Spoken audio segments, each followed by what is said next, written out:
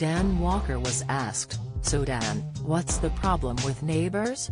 by podcast host Amy Fuller and, laughing, insisted the shake-up in the channel's programming was absolutely nothing to do with him.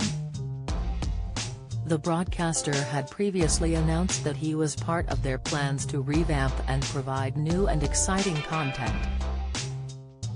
"Oh no, don't blame that on me," he groaned playfully after Amy pointed out that Neighbours being removed from production coincided with his new role at the channel.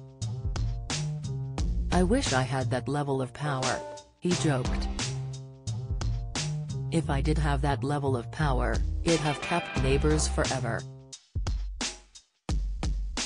For the Neighbours brothers and sisters out there, I loved Neighbours growing up, he insisted, before adding, "My dad hated it." He chuckled, "Do you think I went into my first meeting and said, 'Right, you sign me, you get rid of Neighbours?'" The much-loved Australian soap captured the nation's hearts when it first arrived in 1986, and had entered its 36th year on UK TV screens when Channel 5 announced it was no more.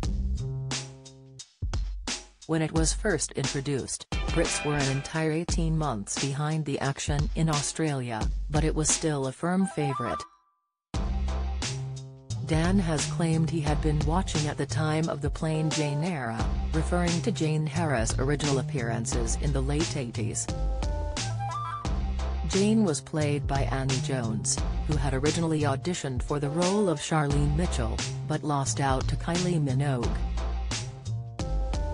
She made a comeback to the show in 2018, but Dan recalled her from the first time around. Meanwhile, Dan continued to discuss his newest TV role on Monday Mile with Amy Fuller. "For whatever reason I've decided to uproot things and move to Channel 5, he told her. However, he is feeling relaxed despite the upheaval of relocating to London. "There is no pressure doesn't exist," he exclaimed.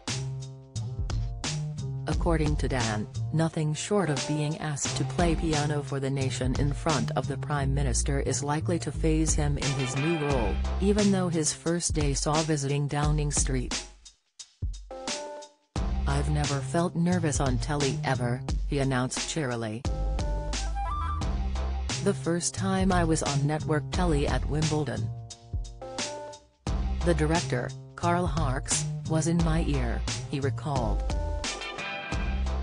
He said, "Dan, I know you've not done this before, but there are 13.5 million people watching, don't F it up," the sports reporter reminisced.